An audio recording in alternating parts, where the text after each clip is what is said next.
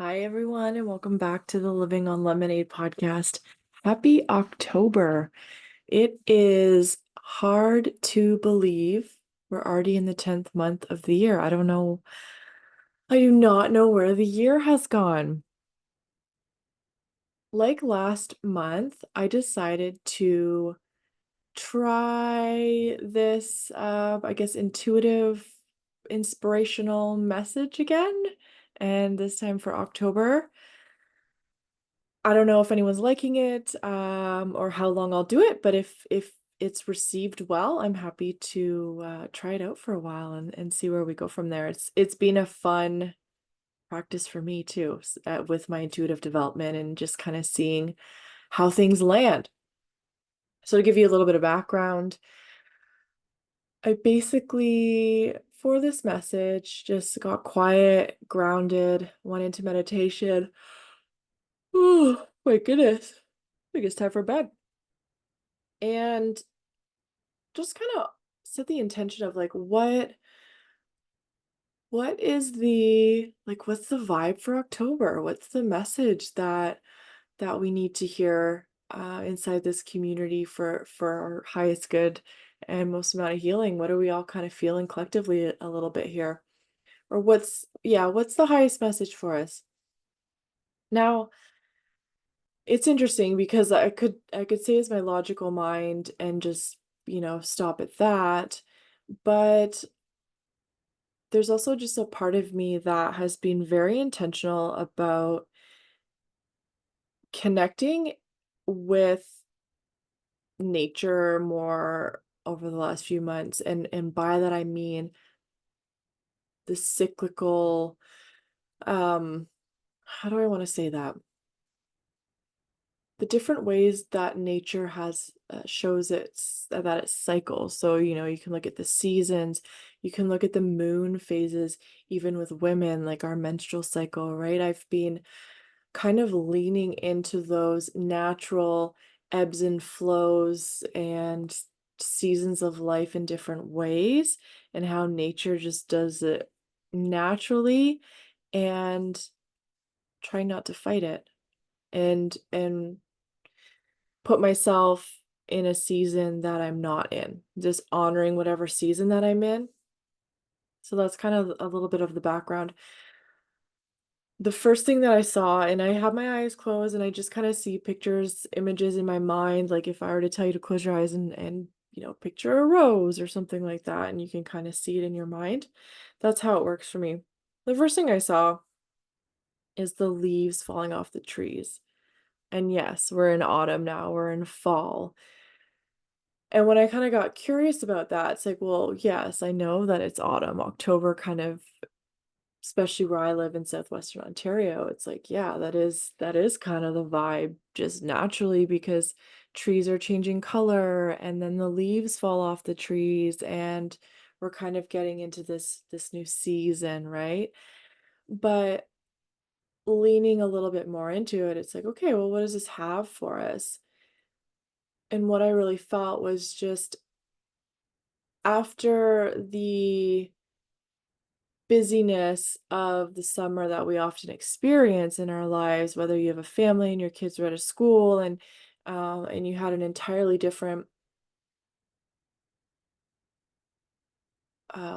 routine, or maybe no routine at all because it was summer, there's a transitional period once fall hits and things kind of shift and change. Even for Eric and I, we don't have we don't have children, but the boating season's winding down, so we're gonna have to, and you got to get the yard kind of tidied up for winter, and so you're shifting gears a little bit, and sometimes, so what I was kind of thinking about was in the summer, a lot of things kind of get put to the wayside because we're just busy in an entirely different season of life. What I what kind of came to me to get curious about is what have you put on the sidelines that maybe has been calling to you? You've got a soul pull or just like this, Yeah, something you've been drawn to, but it like it's gotta wait just because of whatever season you're in. And this could be a literal summer season or metaphorical, however you want to look at that. What do you what have you been holding on to over the past season that you need to let go of? Think about the trees losing their leaves. What are you holding on to? Have you been holding on to and carrying into this season of life that you're in that no longer serves you? What do you need to let go of? What do you need to surrender into? Once we let go and do the healing work, then we get to step into this new chapter, and it can feel really scary because it's new, it's different, or at least our ego mind doesn't like change, because it's designed for survival, right? So, what do we have to surrender into, trusting that everything is going to work out in our favor and in the most beautiful way possible? And then continue taking those steps forward, taking those actions towards where our soul is pulling us to go. The second image that I saw was a field being plowed after the harvest. So after the the corn or whatever's been planted has come off, the harvest season is finished, seeing the plow come through and just kind of turn things under into the soil, or just clearing the way. So the kind of the words and the metaphor that came to me with that was just clearing the way and preparing for what's to come. So what do you need to clear? If there's something in your way, what do you need to let go of? What do you need to surrender? What do you need to clear out of your own way so that you can confidently and move forward confidently and have a clear path forward? Lean into that. Take a few moments and just get curious. Kind of take a few deep breaths, lean into your heart space, hand over heart, and just ask, like, what does this all mean for you? What season do you feel like you're in life right now? Where have you been? Take a moment to reflect where you've been. What has the last few months been like? As we slow down into the fall and winter seasons, it's a great time to kind of reflect as we're coming to the end of the calendar year and just into winter, when things just kind of go dormant or go quieter, and it's more of like a nourishing time where we're looking back on what worked, what didn't. We're planting seeds and we're just really nourishing ourselves so that come spring, those seeds can start to grow and sprout, and then we of course move into summer, etc.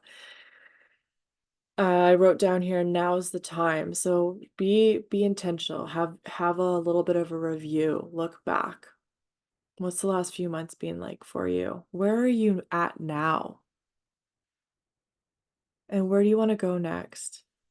And what's in your way currently that you need to let go of, drop like the leaves, and clear the path, like the like plowing the field. I also wrote down here like gentle progress, soul nourishing, make way for miracles, and that there's no rush, and make it fun and joyful filled. That's when you know that it's really soul led, is when it just you have an emotional and kind of somatic reaction to it. Like it lights you up. You have that spark interaction with your soul. That's when you know that it's not a should, because you actually feel magnetic to whatever you're moving towards. Just make sure that you're not bringing old stuff with you, because it's going to hold you back from where you want to go. Now I did shuffle some cards from the Angels and Ancestors Oracle card guidebook. It's by Kyle Gray. If you're watching the YouTube version, you can see it on the video. Yeah, it's a good deck. It's really nice. I like Kyle's work. And the card that jumped out while I was shuffling is the Hunter. It says track down your fears and desires. And essentially, it talks about, it says, when this card arises, there could be an opportunity to face an aspect of your past or bring closure to a situation that's been haunting you. So just kind of reiterating, doing a little bit of a review, checking in on where you're at right now, and what do you need to let go of in order to move forward? We're coming into that fall season. We're dropping our leaves of what no longer serves us, and we're plowing the land to prepare for the next chapter. I'm going to keep this one short, but those are just a few ideas that I had for October. I know for me, um I felt a soul pull for a little bit after doing some healing work, and I think clearing out some, I feel like I've been clearing out some of the trauma around my dad's death. It's just built up some capacity, and I'm excited to talk about that more another time. But I felt inspired to start working with the dried flowers from our wedding and making some crafts with it, and it's just been very intentional work. I can show you mine here if you're watching the video. So this is for my wedding bouquet. I have these, and I just put the ribbon from it. But I have these old jars, and this one actually was from my grandma's farm, so I kept this one for myself. But I have these old canning jars, and I thought it would be cool to fill them with flowers. And on top of that, I bought some fairy lights. So I have these fairy lights and these flowers in this jar, and I thought it would be a nice way to commemorate and just store some of the flowers from the wedding. So these are, most of them are from my bouquet. The red ones were from a different one, but I just kind of gave a little bit of extra pop and color. And I've been making a few more of them as gifts. That's been my like slow, soul nourishing clearing. I've been very intentional over the last year or so about like clearing clutter and finishing projects.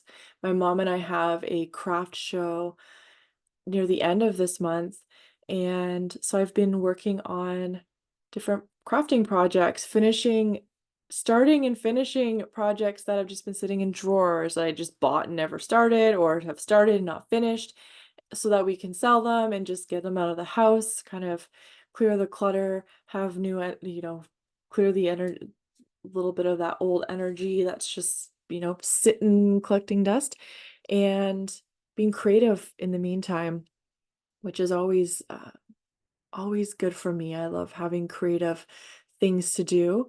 So making time now that the busy season at work has wound down to complete some of these projects that I keep writing every week in my journal, in my planner of the things that I want to do, all my projects. And I just keep moving them from week to week to week, knowing that eventually I'll get to them and there's no pressure. But now it's like, ooh, these ones feel good. I'm going to work on that this week. So I'm hoping tonight before bed I have the last two jars completed, and that will be 7 total. And then I have one more project to do with my flowers, which is super exciting. And then I'll have some stuff kind of cleared away and that project, a couple projects done. So I encourage you to just take some quiet time for yourself, put on nice like meditation music. I love the music of one of my favorite artists to listen to when I listen to like something instrumental that I want to meditate to is East Forest. They're one of my favorites.